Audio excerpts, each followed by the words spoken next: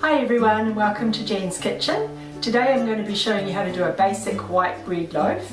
This recipe will do just one loaf, but it's also so versatile because you can use it for so many other things such as monkey bread or our cheesy swirl loaf, chassis buns and many more.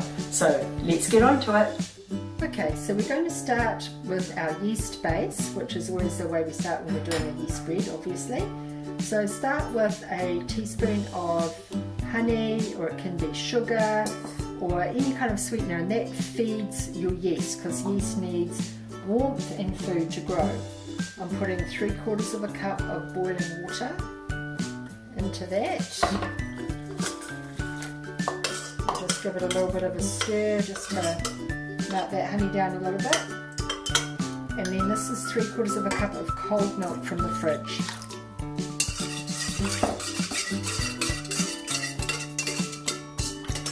That usually is about the perfect temperature for yeast.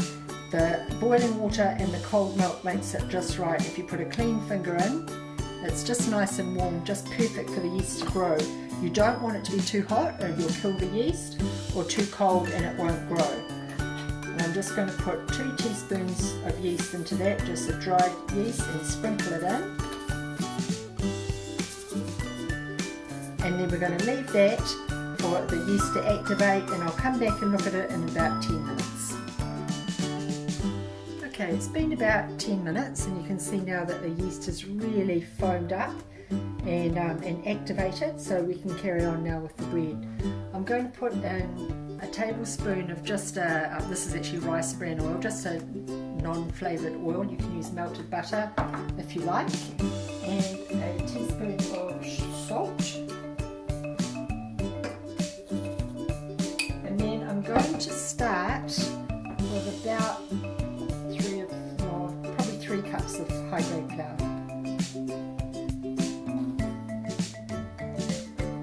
Now, you can do this all by hand, but if you have a mixer with a dough block, now is a really great time to be using it.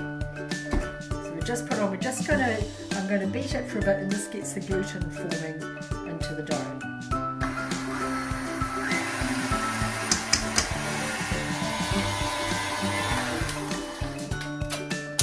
Okay, so with those 3 cups of flour, you can see that it's now kind of quite nice and stretchy. I'm going to take it out of the mixer now. What's happened here is that it's really started to form a nice gluten strands. Okay, so the dough is still very sticky, so I'm just going to add the flour in now by hand, sort of like half a cup at a time, just so I can get a really good feel for it, because what you don't want to do is have too much flour in there. If you have too much flour, you get a very dry dough, and then your bread just isn't going to be nice and soft and fluffy. So just keep adding it in a little bit at a time until it still will feel a little sticky, but you will it'll not be so sticky that you can't work with it. So what you're doing is you're adding flour and just working with your dough, is you are making that gluten, those gluten strands get very strong, and it's the gluten that helps the bread dough rise and holds the yeast bubbles in and gives you that nice airy kind of bread.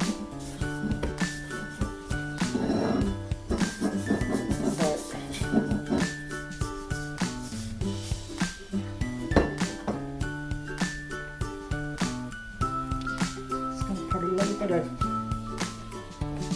flour on, and now we start to knead it. So the idea when you're kneading is to push away with the heel of your hand and then bring it forward. Push and bring forward, push, bring forward.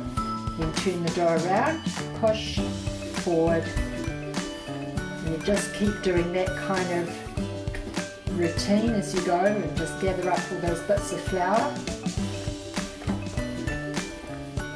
sprinkling a little bit more flour in as you go, but not too much, because you want to have a very nice, soft, smooth dough.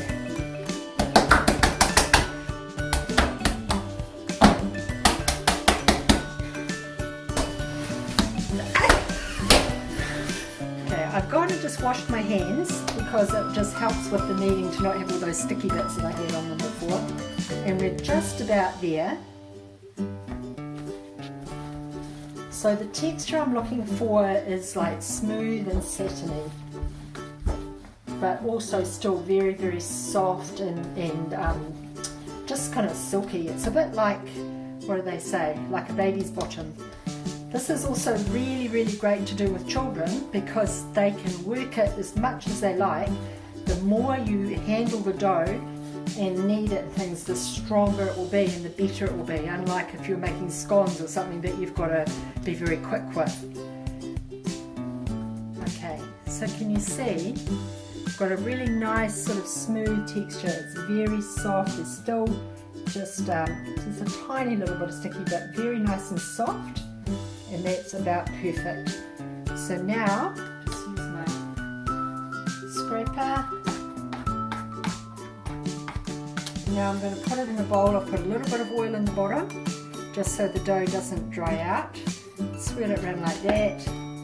Tip it up like that so the surface of your dough will stay nice and moist.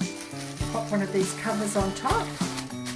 And we're going to put it in a warm place in the kitchen somewhere. Just on the kitchen bench is usually fine to let it rise, and it will rise to probably to the top of this cover.